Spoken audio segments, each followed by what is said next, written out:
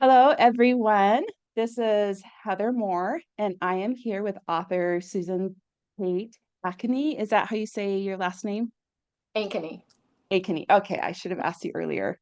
Anyway, I'm so excited to have Susan here today. She is the author of American Flight Girl, which is a story about one of the WASP aviators who was the first Asian American woman to ever earn a pilot's license in America. And her name is Hazel Ying Lee. I'm just going to show you the cover really quick of this awesome book. And let's see, here we go. Share my screen. So it's a beautiful image of Hazel. And I actually saw someone post about this book on Facebook. And as soon as I saw that, I thought, okay, wait. I went and bought the book like immediately. And then I thought, wait, maybe if Susan will agree to interview with me, it'd be really fun to have her interview and then to post on the week that Lady Fire comes out, which is my book on Nancy Harkness Love, who was one of the forerunners of the program for the WASP. So I'm just going to read Susan's intro or her bio. It's Susan Tate Ankeny left a career in teaching to research and write the story of her father's escape from Nazi-occupied France, resulting in the 2020 publication of The Girl and the Bombardier, a true story of resistance and rescue in Nazi-occupied France. Her recently released book, American Fly Girl, is about the larger than life personality who broke down racial and gender barriers to become the first Asian American woman fighter pilot during World War II. So, really fascinating stuff. One of my questions, and I'm sure you've been asked this a lot, is what made you choose Hazel to write about? Well, I was actually asked to write about her. So I was very, very fortunate. I live Yeah. in Portland where Hazel grew, and so I'd heard of her. I knew she was a World War II aviator, but when I was asked by a publishing agent and my publishing editor and my agent asked me, they did not know that Hazel was from Portland, right where I live. So Wow. it was incredible, and I was really honored to be asked because once I started looking into her, I was just fascinated. Like, I have to write about her, as I'm Right. sure. Yeah, I'm sure you felt so connected to her just through that experience living where she used to live and everything. Yes, she's a local hero. And I mean, there's a painting of her up at the Portland International Airport. You know, she's pretty special here, and especially in Chinatown, at the Yeah. Chinese community here. Yeah, she's a hero. I love her personality, and that's something that just really struck me because in my research I had researched different female aviators, and I just felt like their personalities they just had to have like that courage and just that gumption, and especially during that era when they most of them started flying like in the 30s, and so by the time World War II kind of reached the United States, is they were already pilots in their own right. One thing I wanted to kind of define though is what a WASP is. So WASP means it was the Women Air Force Service Pilots. Yeah. And these were the women that they would train and then they would fly the different like bombers and military planes from the manufacturing plant to the air bases and sometimes transport between the air bases so that the men could then train in combat and go into war. So their job just really saved thousands of hours over the male pilots. And the male pilot population obviously was starting to dwindle as we entered the war after Pearl Harbor. Hmm. Hmm. Yes, and male pilots were needed in combat, and women, of course, could not fly combat. So Mm. jobs that the men were doing here, ferrying aircraft and teaching cadets to fly. And they did a variety of things, but all of them dangerous, and all of them relieving men to go into combat. So that, you know, it was quite a service they performed. Yeah, it was really amazing. So I just want to read a little quote from your book. This is from when Hazel first experimented with flying. She told the reporter, like Amelia Earhart, when I had my first ride in an airplane, I decided that I just had to learn to fly. And it was actually just less than a week after her first flight that Amelia Earhart became the first woman and only the second person after Charles Lindbergh to pilot a plane solo across the Atlantic. And so this obviously inspired Hazel. But I also wanted to just ask you a little bit more about the challenges that Hazel faced as she was wanting to become a pilot, not only as a woman, but also as a Chinese American. Yes, it was a time in our country when Hazel had her first flight at the age of 19, which was about 1930, that women, it wasn't acceptable for women to fly. It wasn't polite. That was not something Yeah. women should do. And to further that cause, men it told the press actually that women would go berserk if they went into an airplane, that it was unsafe for them even to be in the air because they were so temperamental that they would just fall apart and freak out in an airplane. Yeah. Nobody wanted to teach a woman that might do that, even though it had never happened. It just men Right. did, women did not want women flying. And Chinese Americans, were living in the margins of society. They were kept in Chinatowns. Outside of Chinatown, they weren't allowed in restaurants and public places, and Mhm. unless they could not be seen. And even then, they just were kept marginalized without rights, and they couldn't vote, of course, or own a home outside of Chinatown. So Hazel had all of those things and Right. against her.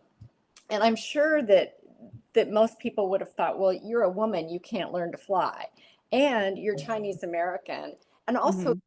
Chinese American, they aren't going to have the means. The Chinese American kids that she grew up with in Chinatown, they didn't have money to take flying lessons. At that point, most people who flew, like Howard Hughes, were wealthy people. Right. Right. So Exactly. it was against her. Yeah. Yeah, and it just makes it more impressive, like, what she did. In fact, it was interesting because her mom ended up well, her mom is a little iffy at first, but she ended up being a supporter. This is another quote from the book when her mother basically says, 19 is so young and maybe too young, and then she says, "And it's not ladylike, and what will people say?" So that definitely was a concern. Um, and then Frances, who was her sister, said Ying, which is what they called Hazel. Let's see, so and she said, Ying enjoys danger and doing something that's new to Chinese girls. And so this kind of like struck a chord with the mother because as you explain in the book, the mother herself, she had kind of been her own pioneer, where she married a man kind of for a chance to leave China, and she came to the United States and she didn't know anybody, she couldn't speak the language. She already had two small children. And so I thought that it kind of mirrored, you know, so Hazel kind of mirrored her mother in this Mhm. new daring venture, even as something that maybe her mother wouldn't personally do, but it was something that her mother had kind of the same type of courage. Another quote I wanted to kind of highlight was that after when she started learning to fly, she just fell in love with it. Like it just like I think it just fulfilled her. Um And it says that she was so this quote is just that no, that it didn't matter that she was of Chinese descent when she was in a plane. No one could see her. No one could see her race. No one could see her gender. In the sky, she wasn't Chinese or American, man or woman, visible or invisible. Um, she was just herself.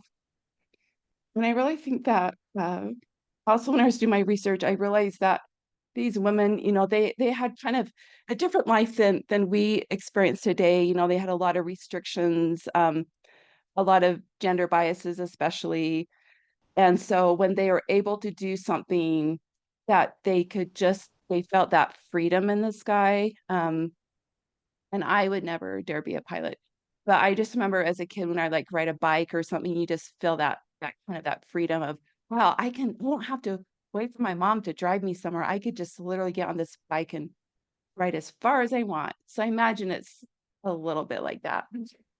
I'm sure it was like that kind of freedom and no judgments and no identification. She Mhm. didn't show her identification wherever she went. I mean, she was really free in the sky. Yeah. It's so cool. I also wanted to bring up the Chinese Exclusion Act because I remember doing some research for a different book on this act that really restricted the comings and goings of Chinese, whether they could immigrate to America, whether they had, you know, certain rights to immigrate. And so if you want to just kind of explain that to us, just kind of for the easy to understand terms. Okay. Yeah. The Chinese Exclusion Act was went into law in, I believe, 1882. Uh, Mhm.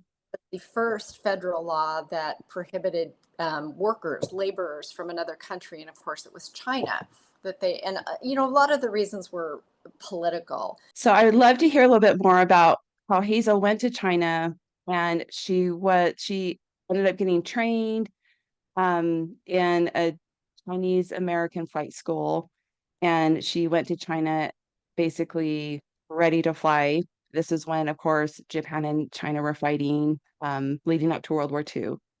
But what happens when Hazel gets there and she gets bad news? Yes, she's trained here in this country, in Portland, Oregon, actually, to be a combat pilot, along with 30 other young Asian American men. And she and her friend Virginia are the only two women in the entire program. They end up sending 200 pilots from the United States to help China against the invading Japanese. And so she's trained in combat in an open aircraft to dogfight. I mean, it's an extremely, she's not dropping bombs. She's literally fighting in dogfights with other planes. And she's trained and she's one of the best. And they get to China and the Chinese say, no, women can't fly. Women have never flown here. And, we'll give you a desk job. So she would jokingly tell people that she flew a desk while she was in China. But she was commissioned an officer. All of the 32 flyers from Portland were commissioned as officers. She worked in the aeronautical library and watched her friends, literally watched dogfights overhead and watched her friends be shot out of the sky when she could have been helping. But she Yeah. was, Yeah, and it was interesting to me. So she almost gets forced to come back to the United States because so many of the main Chinese like Peking and there's quite a few cities that are bombed while she's there. So she ends up back in the United States and she's living with her sister in New York, and it's December 1942, and her sister finds an announce or an advertisement in the Saturday Evening Post. And that is it's it's a call for women pilots that Jackie Cochran put this ad out in the newspaper. And of course, Hazel is like, I can do that. I want to do that. Um, so kind of just like my last little question is that Hazel ends up interviewing with Jackie Cochran. And it's interesting that Jackie Cochran had decided not to let, and this is obviously political pressure, not just Jackie's decision, but not to let African American Black women into this program, but she was okay with letting Hazel because she felt like that Hazel would represent the fullness of America, um, since America was now allies with China, which before we were not allies with them until World War II. So that was kind of interesting setup. she knew it was going to be acceptable, if not a little controversial, to have Hazel in the program. The issue with African American women, of course, her program was new and she wanted it to succeed. So she was very careful in the beginning about how everything. She was careful about everything. Yeah. But the problem with Asian American women, I'm sorry, African American women, is you have to ferry airplanes all over the country. And sometimes that would mean being in the South. There were still Right. sundown laws in place. There were the women wouldn't be able to get food. In fact, some of the air bases where they would land, women couldn't go in and eat. So Mhm. the very realistic reasons. And she regretted it. And she interviewed some women who'd gone through the Tuskegee Air Program, like the airmen, and couldn't use them. And she really did regret that. So yeah, it was not a good thing. She thought Hazel would it would be all right for Hazel. Hazel also came from the experience of combat in China, which nobody had.